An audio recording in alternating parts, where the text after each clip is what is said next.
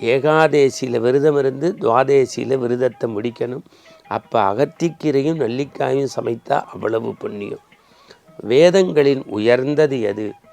அதுக்கு அற்புதமாக நம்ம ரவிசங்கர்ஜி சொல்கிறாரு, பொதுவாகவே வேதங்கள் எல்லாமே உயர்ந்தது தான். வேதமாதாவை நாம் கொண்டாட வேண்டும். ஆணவம் கண்மம் மாயை இந்த மும்மடங்களையும் நீக்கி கற்பூரம் போல இதயம் கரைய வேண்டும் என்று ஒரு பொருளை உட்படுத்தி சொல்வது தான் அர்ச்சனை. அதனால்தான் அர்ச்சனை சொல்லும்போது பேர் குலம் கோத்திரம் ஆண்டவனுக்குன்னு சொல்லக்கூடாது. நம்ம பேர் இதை சொல்லி ஆண்டவன்கிட்ட அர்ச்சனை பண்ணிட்டு வரணும்.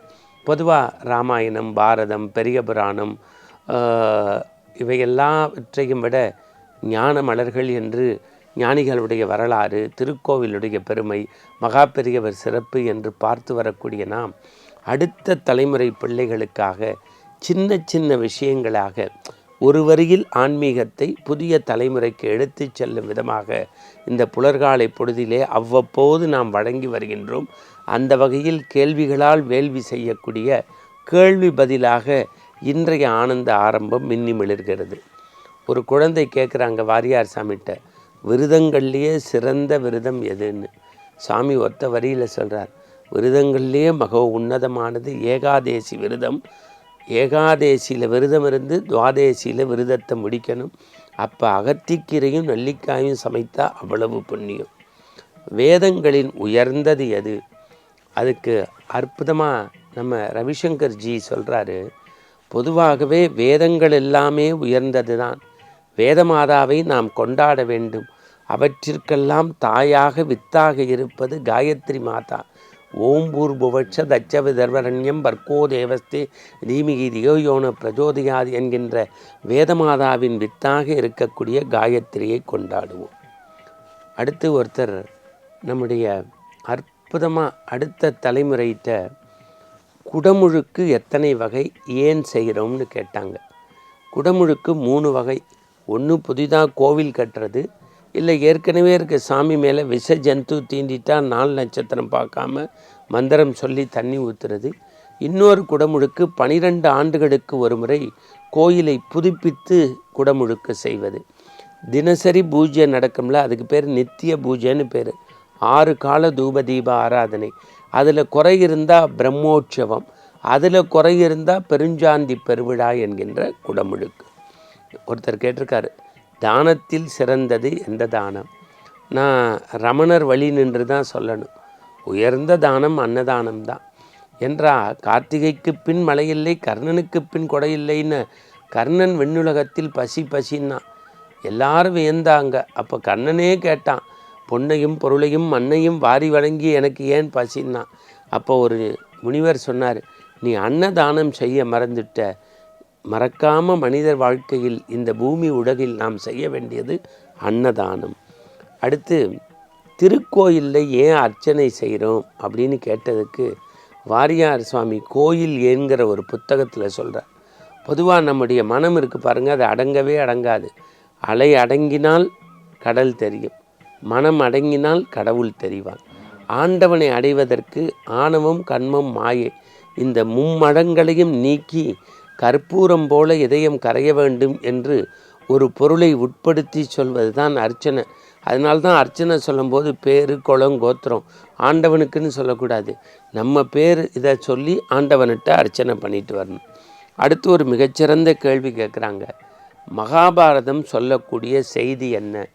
அதுக்கு வியாசர் விருந்து படித்தவர்களுக்கு தெரியும், அல்லது வியாசர் எழுதிய மகாபாரதத்தையும் வில்லியார் எழுதியதையும் தெரியும்.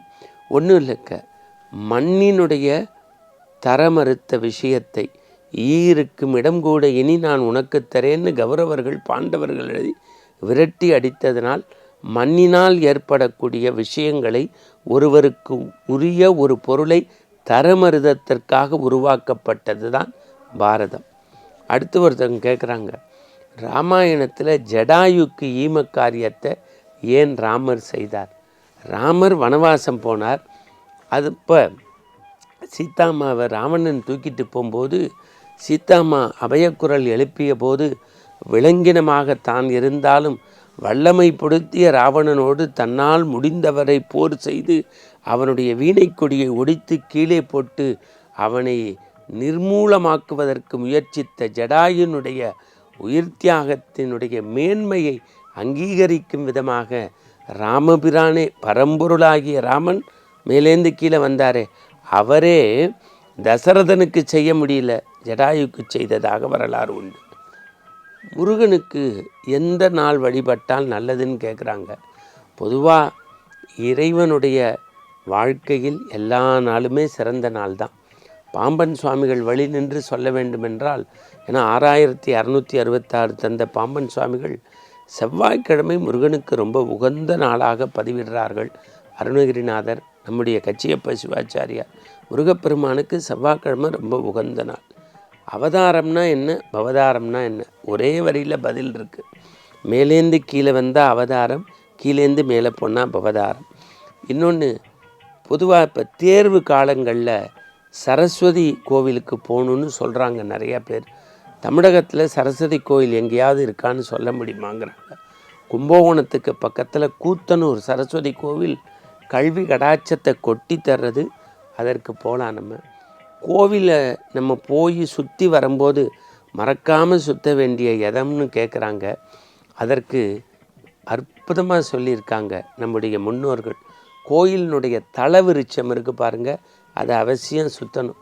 இன்னும் சொல்லப்போனால் சிவன் கோவிலில் உட்காந்து எந்திரிப்போம். ஏன்னு கேட்டாங்க, சிவன் சொத்து குலநாசம், ஒரு தூசி துரும்ப கூட எடுத்துகிட்டு போகலேன்னு தான் தட்டி விடுறது. நமஸ்காரம் எப்படி பண்ணுறதுன்னு பல பேருக்கு தெரியல. பெண்கள் பஞ்சாங்க நமஸ்காரம் 5 அங்கம், ஆண்கள் 8 அஷ்டாங்க நமஸ்காரம். இப்படி சின்ன சின்ன விஷயங்களை அடுத்த தலைமுறைக்கு ஆன்மீக பயிராக விளைத்து ஆனந்தத்தை உருவாக்குவதான் இந்த நிகழ்ச்சியின் நோக்கம். இந்த நாள் இனிய நாளாக மாறட்டும். மீண்டும் நாளை சந்திப்போம். வணக்கம்.